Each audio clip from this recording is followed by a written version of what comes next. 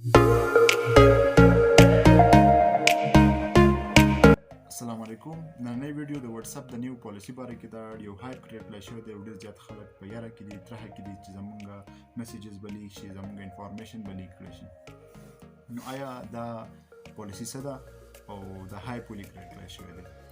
د ټول نه اول فیسبوک چې دی د مالک دی د فیسبوک، د میسنجر، د انسټاګرام او ورسره د واتساپ. واتساپ دا اغستی په 2014 کې او په $19 بلین باندې اغستی. دا ډېره غټه پیسه ده، په $19 بلین باندې.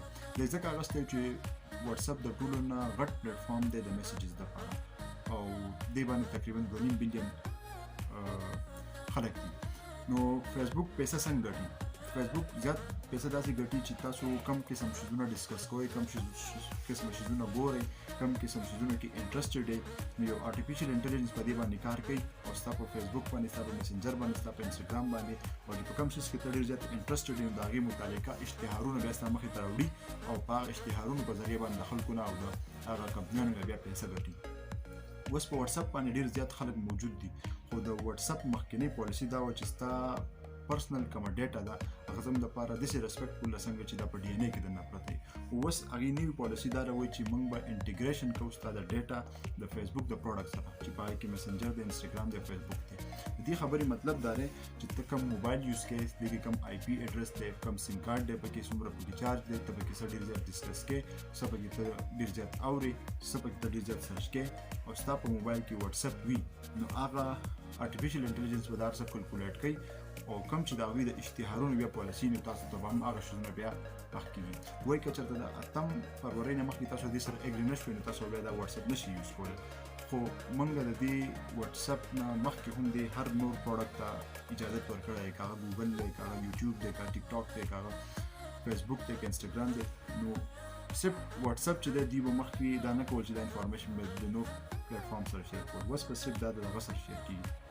پر ډایرکټ په دې کې تاسو ته څه نقصان هم نشته، خو انډایرکټ داسې بیا کېدای شي وروسته چې داسې هیکران پیدا شي، هغه پیدا شي چې هغه داسې سوشل پلیټفارم جوړ کړي چې هغه دغه انفارمیشن ځان لپاره استعمال کړی شي. خو دا اکسس چې دی دا الریډي موږ په نور پلیټفارم ته ورکړی دی. که تاسو په موبایل کې ګوګل او یوټیوب او فیسبوک دا شیونه استعمالوئ، دا اګریمنټ تاسو الریډي کړی دی.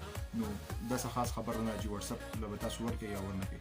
اوس دا هایپ ولې کریټ کړی شوی دی؟ دې مختلف نظرونه دي. یو نظر پکې دا دی چې فیسبوک لګېدلی دی د ټرمپ مختلف پوسټونه یې ډیلیټ کړي دي.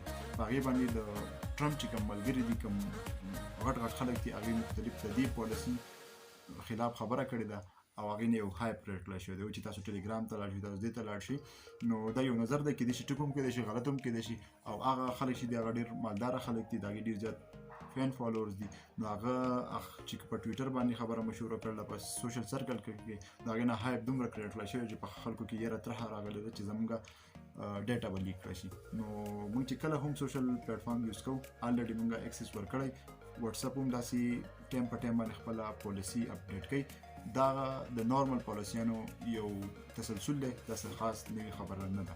نو دا ټوټل انفارمیشن دي د هغې متعلق. او همدا به کوم وایي چې که تاسو ډایرکټ چېرته واتساپ ډیلیټ کړئ نو هغه انفارمیشن به بیا هم چې وي هغه کلیکټډ پاتې تر څو پورې تاسو مطلب بیا چې تاسو په دې موبایل باندې څه یوز کوئ، څه سرچ کوئ، نو هغې متعلقه به تاسو ته په نور آنلاین پلیټفارم باندې هغې اشتهارونه راځي او داسې نه ده چې دا به تاسو ته په دې کې ودرېږي تر څو پورې تاسو اکاونټ ډي اکټیویټ کړی نه. امید لرم چې دا ویډیو به ستاسو خوښه شوي. نور سره ضرور شیر کړئ.